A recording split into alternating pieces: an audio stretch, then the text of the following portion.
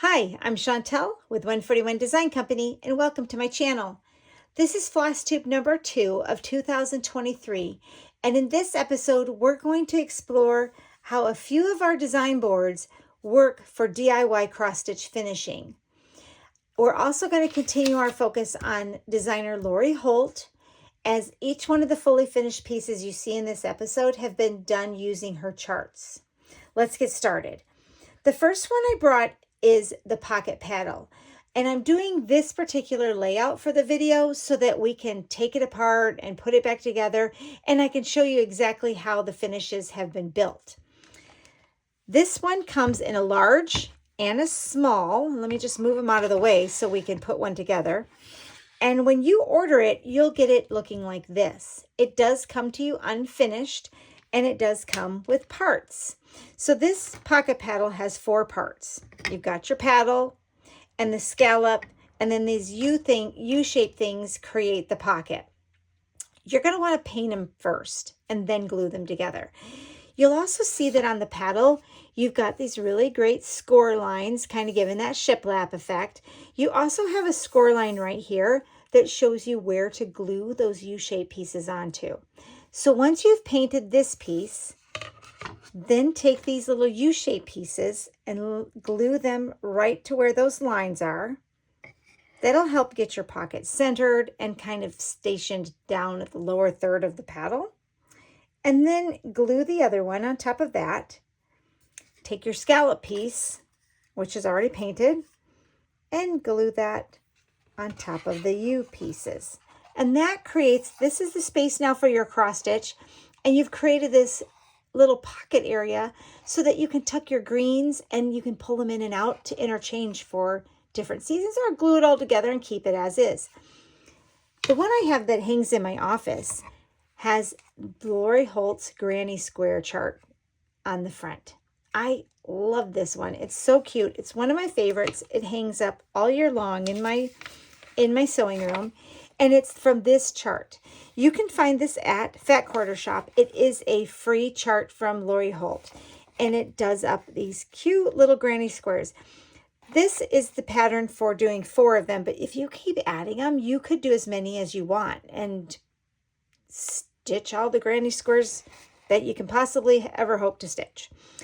These are all the color suggestions that Lori has given, and she's got them in DMC and in Ara Floss. I just grabbed some of those and just did colors that I liked and put them together. Then I fully finished it on the pocket paddle. This particular size is a 3x3 finish where the cross stitch is, and it is done in 14 count Aida. My mat board on this piece is 3 1/4 by 3 1/4, and then it's glued right down onto the little scallop front, which was this piece we just looked at. I put my pocket together and I tucked these greens in, and the paddle I painted using a layered linen technique is what I call it. And what I do is I take chalk paint and a chip brush, and I do a dry brush going one direction, and then I dry brush it going another direction, and I'll usually use a few different colors of the chalk paint that kind of blend and coordinate together. In this case, I believe I used some grays and some blues, and I blended those together to create multiple shades of blue. So I hope you can see, but I think it's really cute in a little faux finish denim look. I then took a skinny little paintbrush and did these little white dashes all along the edge. They are messy and very hand done, but I love them, especially from a distance, so that they look all nice and hand finished. And then I've got this little twine, and it hangs from a hook in my sewing room. The other piece has a little larger finishing space, and I've got a sample piece here for us to take a look at. The overall size for this one, that larger piece there, is 5x5. That's what the fabric board finishes out at. And then the little mock-up for the 14 count Aida is 4 1/4 by 4 1/4.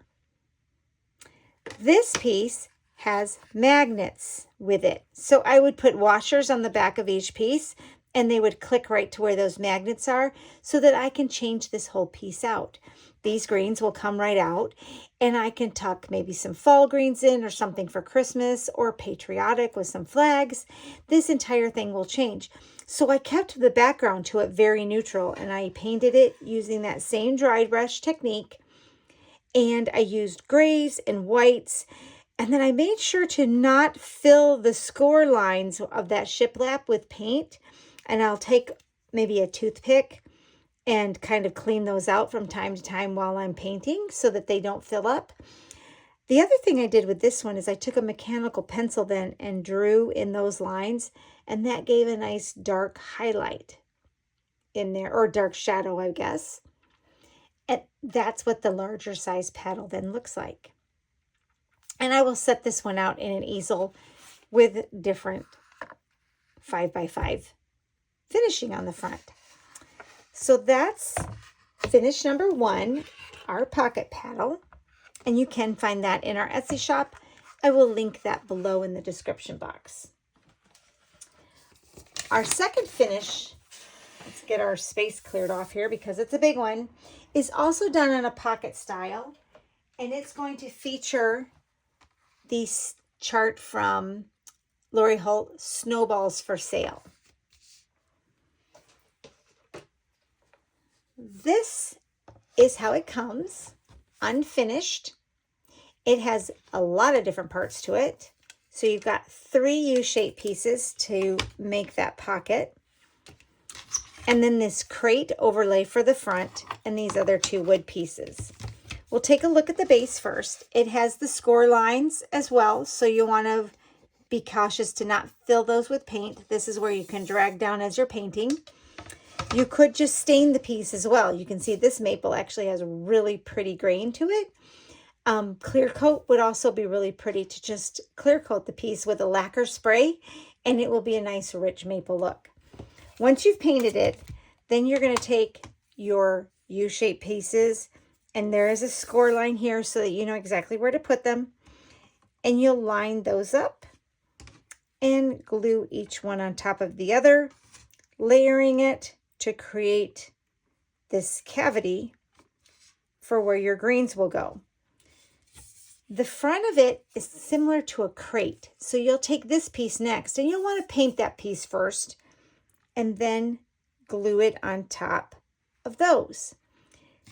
These 2 pieces go right here, and you'll glue them right on the front, finishing off that faux crate look. And that's how that particular piece goes together. This allows you a nice big space up here at the top for your cross stitch.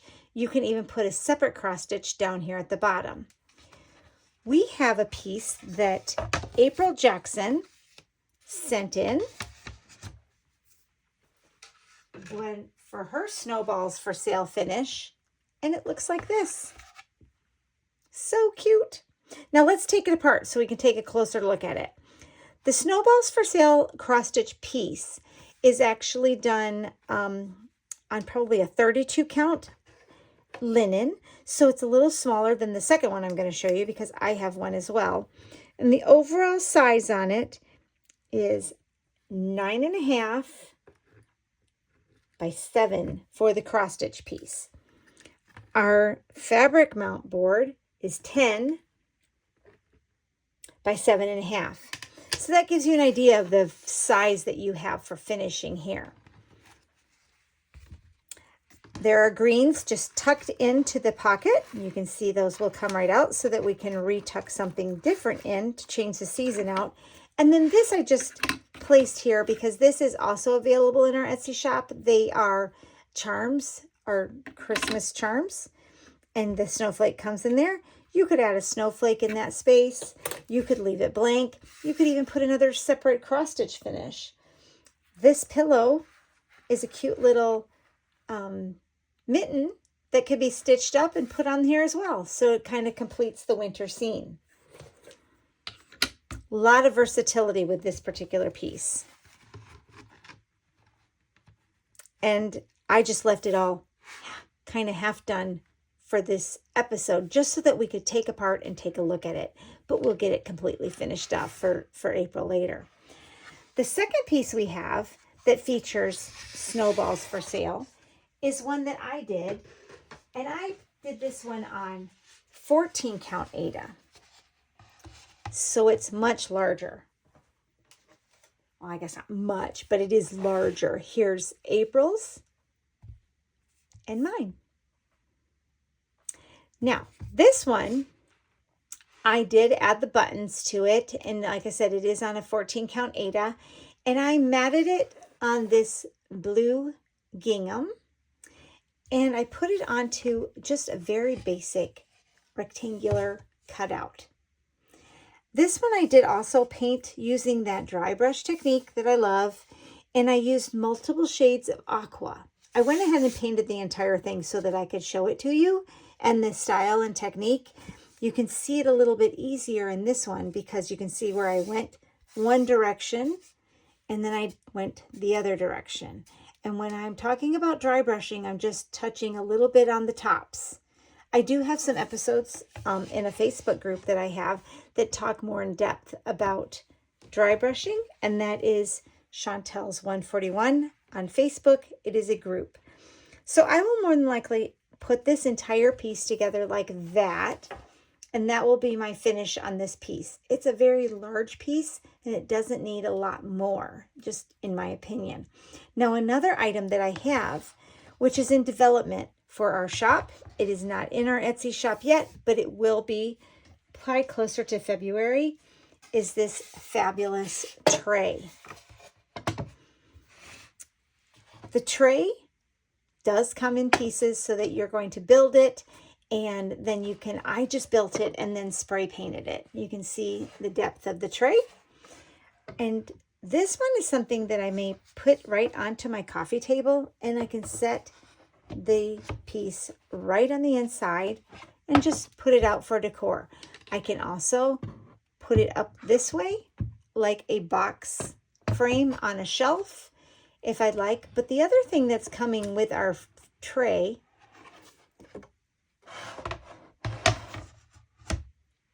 is some fun inlays. So this one is an example of a lattice inlay that you could get separately. And you would just lay that in the bottom.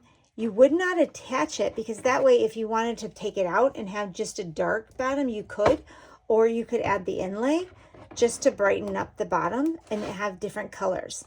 This then leaves an empty space for you to maybe build a display out of some pillows. These were pillows I did for ornaments on my Christmas tree. Also from Lori Holt.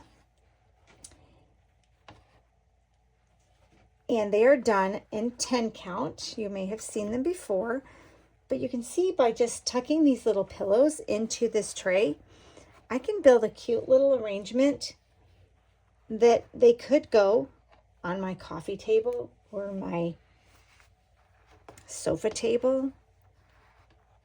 And then in between each one, I could grab some of the little snowy greens and just kind of tuck them in,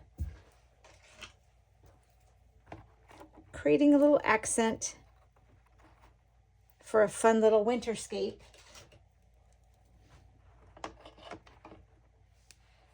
And now I've got a nice little Christmas tray ready for the coffee table. Kid-friendly decor. So that's the different pieces that I have with Snowballs for sale. And these actually come from Lori Holt's Charts Vintage Christmas Sampler. This could be stitched as one piece, or they could all be stitched individually. Looks like I'm missing my Rudolph. He must still be on the tree. All right, we'll set these aside and take a look at our next stitch.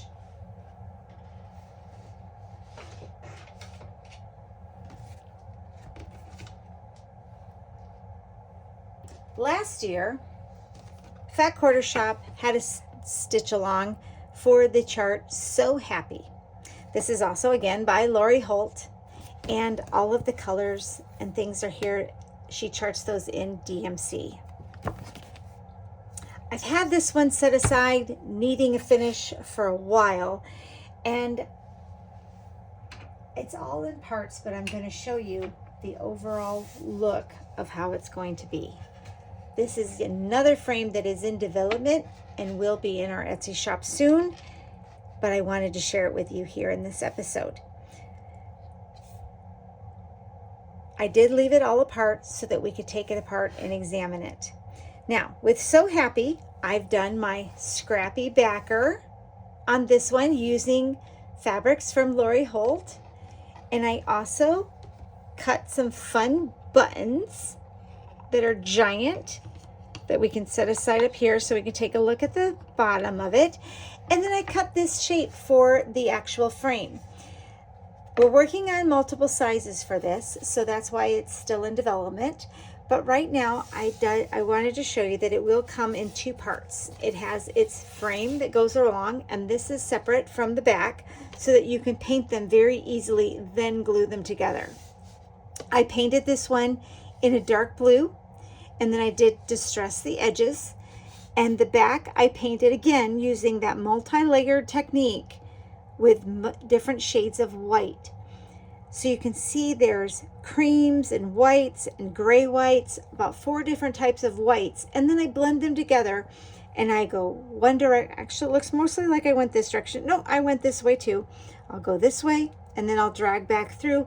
It creates texture and interest, and I think looks kind of neat rather than having just a stark white background. So my So Happy piece will fit right in here. And I haven't glued it together yet, and that's why we're doing it this way, so that I could show you the scrappy backer on its own. So we'll take this off. Here's the pieces for a scrappy backer. You can see I did not take the ribbon and gingham all the way across because this would be, I just didn't want to waste that extra rickrack, I guess is not gingham, rickrack. Now what I've done here is I've taken 4 pieces of the press-on board and finished them separately. I cut them to fill my space so that they would be the right size to use as the background for the stitch. And then I fit them together in the back.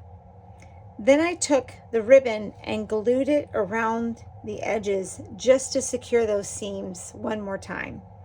I didn't have to, but I just thought it would add a little something extra. Then I'll just take my finished piece and I'll glue that onto the top. This is actually going to help hold it all and secure it anyway, so that'll keep it nice and tight right together. Now my buttons are extra fun. They're these giant exaggerated wooden buttons that I cut the holes in here and then just laced some ribbon through. And I will take the buttons then and layer them in this extra finishing space up here at the top. That's why I thought that was kind of fun, so that we had space for ribbons and like the extra fun, right? So I've got a green one and a yellow one, this bright pink one, and these are all done with chalk paints, and I used them from the Bungalow 47 chalk paint line. And this is a cute little wood and silver needle that we can tuck in there and lace later. These buttons are from the Holt's collection, and I've got them out. I'm not 100% I'll use them, but I think they kind of add a little extra something too. So we might glue some extra buttons on, but that will be my fully finished piece for So Happy and will hang in my sewing room. It's adorable. I love it. I love all the little tiny buttons here on the sewing machine as well. And that gingham and the colors. Oh, the way Holt puts colors together, it's just amazing. So that's the finish for So Happy. Our final finish for this episode, you guessed it, it's Chicken Club, and here it comes. We've got a new board for Chicken Club, and this one is in our Etsy shop and ready to purchase now. Chicken Club is a brand new series that has come out with Fat Quarter Shop, and this one is one of 12. This is actually Cornelius. He does have a name, and his name is inside as well, so you can stitch his name if you'd like. Holt's charts are wonderful because they are in color, and there will be 12 different chickens, one for every month of the year. You can pick these up, like I said, at Fat Quarter Shop. I went ahead with a shingle style for the Chicken Club, and let me show you the full finish. I am so happy. I haven't glued it together yet so that we could take it apart and show it to you. This one was done with the help of a model stitcher, so thank you so much, so that we could get Cornelius finished up and shared with everyone right away. And I finished him on 2 mat boards plus the one he's on, and some rickrack.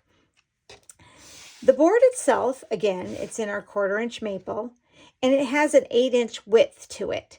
So this mat board on the very back is 8 by 8.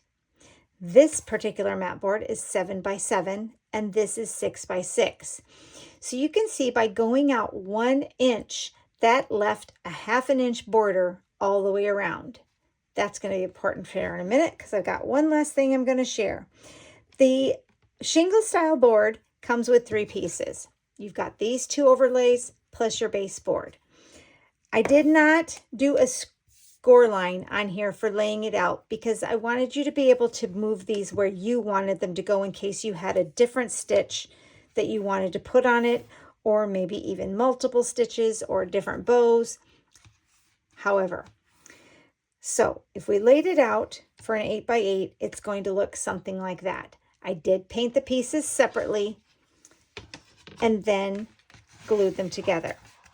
Let's take Cornelius off for a minute and take a closer look at the paint on the board. It's back to that same dry brush technique, using multiple shades of white, so that I don't have a really stark white. I don't have a very creamy yellow white, but I have something in between, giving it interest. I also sanded around each one of the edges. Then I glued these pieces on where I needed them to be, and laced some ribbon through those top holes. I may put another little charm there, or maybe get the needle minder and stick him up there. I think that would be cute. And then you'll see Cornelius just tucks right in there. Now, I could go ahead and use magnets so that all 12 of them could be interchanged, or I could just secure him in, because maybe you're not even doing all 12. You might want to just find your favorite chicken and do your favorite chicken and have him on a shingle. But one last thing I'll show you, because I talked about getting that 1/2 inch lined up perfectly, is a brand new tool that we also have in the shop. And I am so excited about this, because I think it's going to help with getting our finishing just nailed quite exactly. And that is this corner gauge set that we have developed for cross stitch finishing. You have 1/2 inch, 3/4, and 1 inch. And they all have holes in them so that you could put them on a chain if you'd like. Let me show you how it works. So for instance, as I was putting Cornelius together, I have cut my boards so that to allow for a 1/2 inch border all the way around. When I'm gluing these pieces together, I'm tired of eyeballing things, guys. I want to get things exact. I want things to be nice and crisp. So I had Brian create some of these corner gauge tools for us so that we can lay them lined up right here along the edge at this 1/2 inch size. I can stick him right up there on the corner and then put my glue on this piece and just tuck it right in, and he'll line right up. Then once I've got that glued up, I can come into this piece and line Cornelius up and my stitch. And that way I've got a 1/2 inch on all sides and a nice crisp layout. Like I said, they'll come as a set, so you're going to have allowing you to create a 3/4 inch border if you'd like, or a 1 inch border. Actually, it'll give you a nice square edge if you're using a 1 inch, 3/4 inch, or a 1/2 inch border. So that is our new tool set, and I'm thrilled to death to share it with you. So once again, thank you so much for visiting with me and sharing these great new finishes that we have featuring the Lori Holt collection and different items from our Etsy shop. If you have any questions, please leave them in the comments below. And as always, thanks so much for subscribing. If you haven't already subscribed, go ahead and hit that bell and subscribe so that you will be notified of when we have more episodes. Thanks for watching, and I'll talk to you again soon. Bye, guys.